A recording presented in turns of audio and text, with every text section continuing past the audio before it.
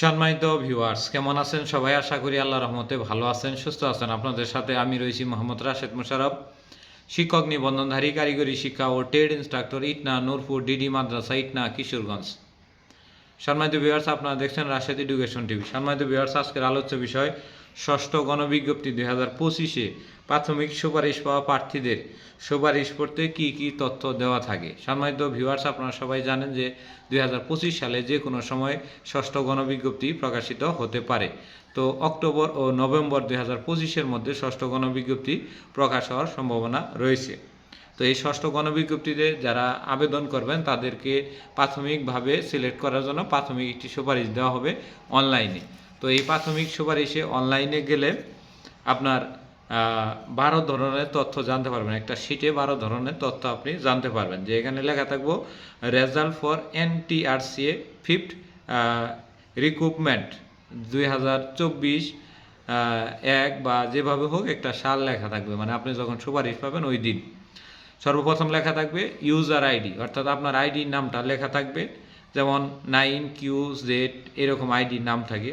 তারপরে applicant name, মানে প্রার্থীর নাম, যেমন আমার নাম রাশেদ মোশাররফ, এরকম আপনার যে নামটা সেই নামটা থাকবে। তারপরে থাকবে ব্যাচ, আপনি কততম শিক্ষক নিবন্ধনধারী, 17 না 18তম শিক্ষক নিবন্ধনধারী সেটা থাকবে। তারপরে রোল নাম্বার থাকবে ইংলিশ নামে। তারপরে স্ট্যাটাস থাকবে সিলেক্টেড, মানে এখানে আপনি কি হয়েছেন, সুপারিশপ্রাপ্ত হয়েছেন নাকি সুপারিশপ্রাপ্ত হন নাই। সুপারিশপ্রাপ্ত হলে সিলেক্টেড লেখা থাকবে। তারপরে সিলেকশন ক্যাটাগরি লেখা থাকবে জেনারেল, অর্থাৎ আপনি জেনারেল পদে, সাধারণ পদে আপনি সুপারিশ পেয়েছেন। তারপরে লেখা থাকবে ইনস্টিটিউট নেম, যেমন ইটনা নূরপুর ডিডি মাদ্রাসা, এটি একটি প্রতিষ্ঠানের নাম, তবে আপনি যে প্রতিষ্ঠানে সুপারিশ পাবেন সেই প্রতিষ্ঠানের নাম ওইখানে লেখা থাকবে। তারপরে লেখা থাকবে পোস্ট নেম, মানে আপনার পদবি কি, অ্যাসিস্ট্যান্ট টিচার, তারপরে প্রভাষক না ট্রেড ইনস্ট্রাক্টর না প্রদর্শক, বা যেটাই থাকুক না কেন ওই পদ অনুযায়ী স্কুল কলেজ মাদ্রাসা এবং কারিগরি শিক্ষা প্রতিষ্ঠানের যে পদ সেই পদটা ওইখানে লেখা থাকবে।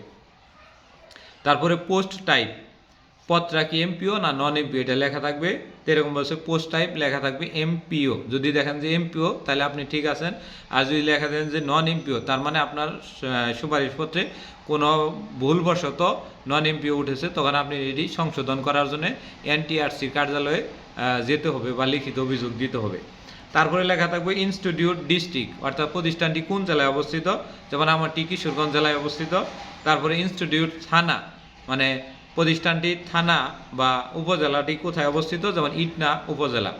এরকমভাবে এই 12 ধরনের তথ্য আপনারা এই প্রাথমিক সুপারিশ যখন পাবেন ষষ্ঠ গণবিজ্ঞপ্তি, তখন এই ধরনের তথ্য দেখতে পারবেন। আর এটি আপনার মোবাইলে একটি SMS আসবে, SMS-এ ইউজার আইডি এবং পাসওয়ার্ড দেওয়া থাকবে, এবং ইউজার আইডি এবং পাসওয়ার্ড দিয়ে আপনি লগ ইন করতে পারবেন। এছাড়াও যারা ষষ্ঠ গণবিজ্ঞপ্তির প্রাথমিক অনলাইনে আবেদন করবেন, আবেদনের সময় ইউজার আইডি এবং পাসওয়ার্ডটি অবশ্যই সংরক্ষণ করবেন, এবং আপনার যে আবেদনের কপিটি এটি মানে এক কপি প্রিন্ট করে আপনার বাসায় রেখে দেবেন, এবং ইউজার আইডি এবং পাসওয়ার্ডটি গোপনীয়ভাবে আপনি 2 বা 3টি জায়গায় আলাদাভাবে রাখবেন, যাতে পরবর্তীতে এই ইউজার আইডি এবং পাসওয়ার্ডটি অন্য কেউ ব্যবহার না করতে পারে।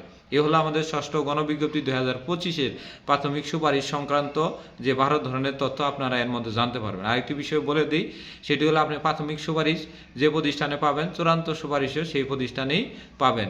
প্রাথমিক সুপারিশ এক প্রতিষ্ঠানে, চূড়ান্ত সুপারিশ আরেক প্রতিষ্ঠানে, এমন নজির NTRC ইতিহাসে নাই। সো যারা প্রাথমিক সুপারিশ যেখানে পেয়েছেন, চূড়ান্ত সুপারিশও সেখানে বলে বিবেচিত হবে না। আর প্রাথমিক সুপারিশ পাওয়া মাত্রই যদি আপনার কোনো ধরনের তথ্য লুকানো না থাকে এবং কোনো ধরনের হেরফের না থাকে, তাহলে অবশ্যই আপনি চূড়ান্ত সুপারিশ পেয়ে যাবেন। তো আশা করি ভিডিওটি বুঝেছেন। ভিডিওটি যদি ভালো লাগে তাহলে অবশ্যই লাইক, কমেন্ট, শেয়ার দিবেন। ধন্যবাদ সবাইকে।